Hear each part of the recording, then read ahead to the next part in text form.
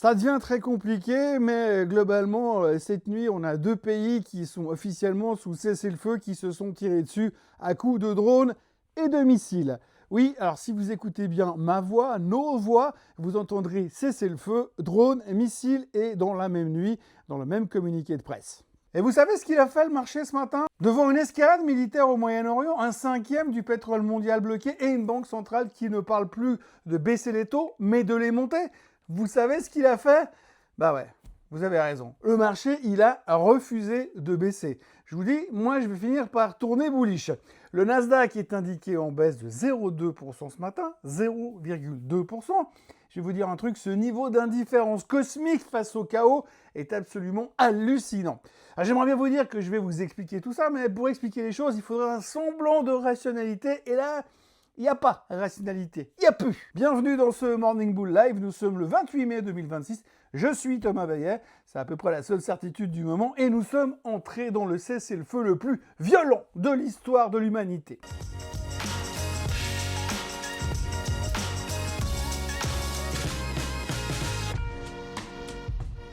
Cette émission vous est présentée par Swissquote. Alors avant toute chose, ce que vous allez entendre et voir dans cette vidéo n'est pas un conseil financier, c'est mon avis, mon analyse et parfois mon humeur du jour. Par contre, si vous voulez comprendre la bourse, là, vous êtes au bon endroit. Aujourd'hui, on va donc parler d'un marché qui a décidé qu'il était littéralement indestructible. On va parler de pétrole bipolaire, de Trump qui joue à la guerre comme sur une PlayStation avec une touche Same Player, Shoot Again, d'une Fed qui a fait demi-tour à 180 degrés et d'un détroit minuscule qui tient l'économie mondiale par les...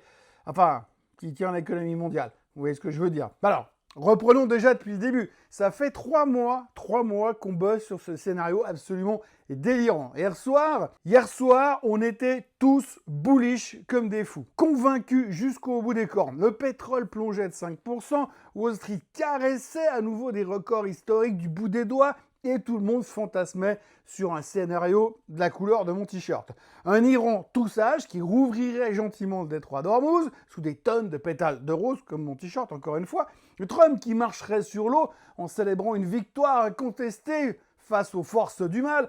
En gros, la 287e promesse de paix depuis le début du mois. Et puis cette nuit, bam! Les Américains ont balancé encore des missiles sur l'Iran. L'Iran a riposté contre une base américaine, le Koweït a allumé sa défense antiaérienne et le baril repart à la hausse encore. Alors moi j'ai une question, une vraie question naïve, parce que je ne suis pas un expert militaire, même si je suis en train de lire Sun Tzu, donc on va dire que je progresse petit à petit, mais quand deux pays sous cessez-le-feu se foutent sur la gueule toute la nuit, est-ce que le cessez-le-feu est encore valable? Non, parce que dans ma tête c'est simple, soit on se tire dessus, soit on négocie la paix. Les deux en même temps, c'est pas de la diplomatie, c'est de la schizophrénie militaire. Et là, on nous vend des négociations de paix qui avancent bien pendant que ça tire dans tous les coins et que tout le monde s'insulte sur les réseaux sociaux. Et pendant ce temps-là, qu'est-ce qu'il fait l'Iran? Eh bien, l'Iran, il verrouille le détroit d'Ormuz. Ça on connaît et c'est encore bloqué. Et tant que c'est bloqué, le brut reste cher. L'essence à la pompe grimpe.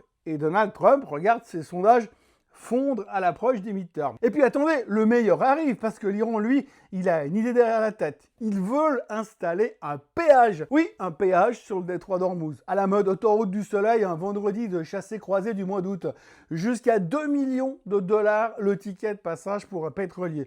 Parce que vous savez, il n'y a pas de petit profit, puis il faut reconstruire Téhéran quand même quand on est officiellement classé comme étant le leader de l'axe du mal. Bonjour, bienvenue à Ormuz, ce sera 2 millions, vous payez en cash ou vous payez en otage? Et là, réaction américaine immédiate, le Trésor américain, on est bien d'accord, l'espèce de ministère des Finances à l'autre bout de la planète, décide de sanctionner l'autorité iranienne du détroit du Golfe, accusée de vouloir monnayer son terrorisme d'État en recennant les navires. Alors, j'adore vraiment ce moment parce qu'à l'époque on parlait de la police du monde. Et ben là ça résume tout. Les Américains sont devenus la police du monde au point que leur ministère des Finances code des amendes à un péage iranien à 11 000 km de Washington. C'est le PV de stationnement géopolitique le plus cher du monde et le moins justifié de tous. Et pendant ce temps-là, qu'est-ce qu'il promet Donald Trump? Eh bien, il promet que personne, jamais, ne contrôlera le détroit d'Ormuz, que ce sont des eaux internationales et que les États-Unis vont, je cite, veiller dessus. Veiller.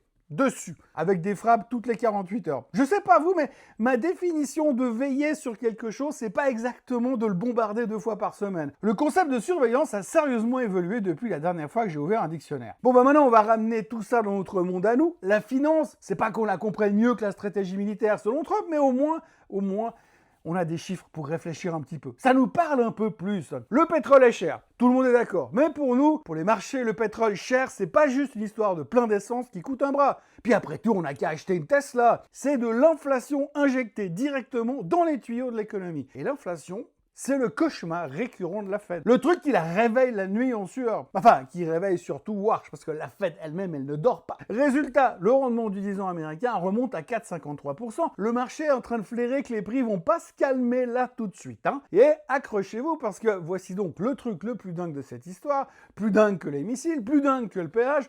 On ne parle plus de baisser les taux aujourd'hui, on parle de les monter. Ça devient récurrent dans tous les médias et dans toutes les banques centrales. Tout le monde en parle sans arrêt. Il n'y a pas un jour qui passe sans que quelqu'un vienne dire « Moi, je suis prêt à monter les taux ». Au bout d'un moment, ils vont commencer à faire un gros groupe. Aux dernières nouvelles, on en est à 50% de probabilité d'une hausse d'ici la fin de l'année. Il y a 6 mois, tout le monde était à genoux à prier Saint Powell pour qu'il baisse les taux. On suppliait, on voulait de l'argent gratuit. Aujourd'hui, on prie surtout pour que Warsh ne fasse pas l'inverse. Et alors, le plus beau dans tout ça, vous avez remarqué, Trump qui ne jurait que par la baisse des taux, qui en parlait dans chacun de ses posts sur Truth Social 47 fois par jour, plus un mot.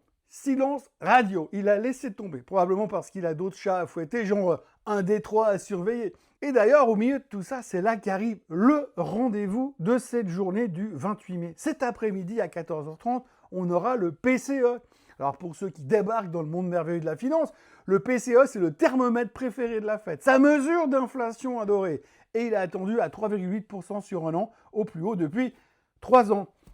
Je rappelle pour mémoire que la cible de la Fed, c'est 2%. Et là, quand on voit les chiffres qui sont sortis ces derniers temps au niveau de l'inflation, les 2%, c'est à des années-lumière. Et si le chiffre d'aujourd'hui sort, allez, à 4%, Trump a intérêt à sortir un accord de paix miraculeux dans la demi-heure, sinon la probabilité d'une hausse des taux se rapprochera dangereusement des 100%. Bon, maintenant, vous vous asseyez, vous prenez une feuille, un crayon et on fait la liste de ce matin ensemble. On a une escalade militaire qui redémarre. Ça, c'est le point 1. Le point 2, on a le pétrole qui est toujours au-dessus des $90. Ça reste quand même pas bon marché. Au point 3, on a une inflation qui est menaçante partout dans le monde, conséquence directe du pétrole. Au point 4, on a une Fed qui commence à parler de hausse des taux. Au point 5, on a une BCE qui commence aussi à parler de hausse des taux. Eux, c'est même quasiment une certitude.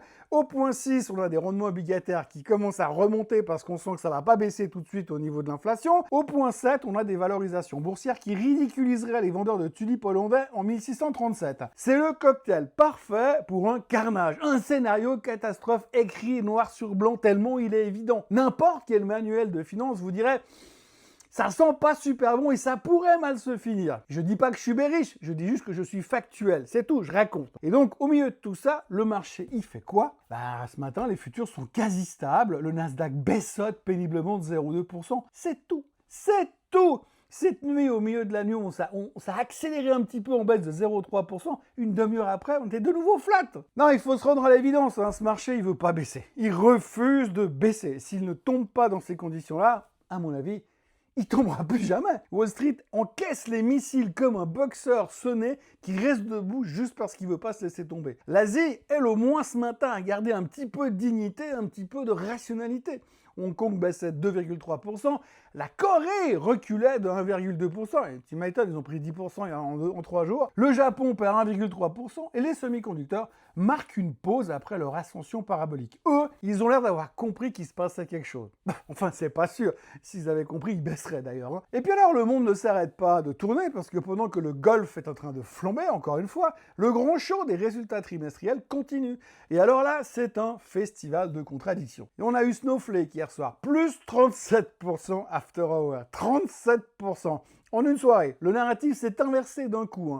Avant, on nous disait que l'IA allait tuer le software et que voilà que tout d'un coup, Snowflake nous balance un trimestre record, relève ses prévisions et signe un partenariat à 6 milliards avec Amazon. L'IA tue le software le lundi et le sauve le mercredi. Si on commence à faire ça avec tous les softwares qui sont fait massacrer, ça risque de faire bizarre. Mais en tout cas, une chose est sûre, c'est que la cohérence, zéro, la conviction est maximale et la recette est méga simple. Hyper simple. Écoutez-moi bien, vous placez bien le mot IA dans votre communiqué de presse et bam, carton plein. C'est magique, ça marche à tous les coups. À l'opposé, on a Zscaler qui s'est fait massacrer, moins 32%, pire performance du Nasdaq sur des prévisions dégueulasses. Salesforce qui reculait encore un peu après ses résultats, terrorisé à l'idée que les agents IA fassent exploser leur modèle de tarification, au point d'ailleurs que Palantir a carrément viré son propre logiciel pour en coder un maison. Quand vos propres clients se mettent à fabriquer le produit qu'ils vous achetaient avant, c'est rarement une bonne nouvelle. Et puis alors, mon préféré hier soir, c'était Boston Scientific, moins 12%. Pourquoi ? Eh bien parce que le PDG a osé murmurer à l'oreille des marchés que l'année serait un peu plus difficile que prévu. Un peu plus difficile. Le marché ne pardonne pas la franchise, hein.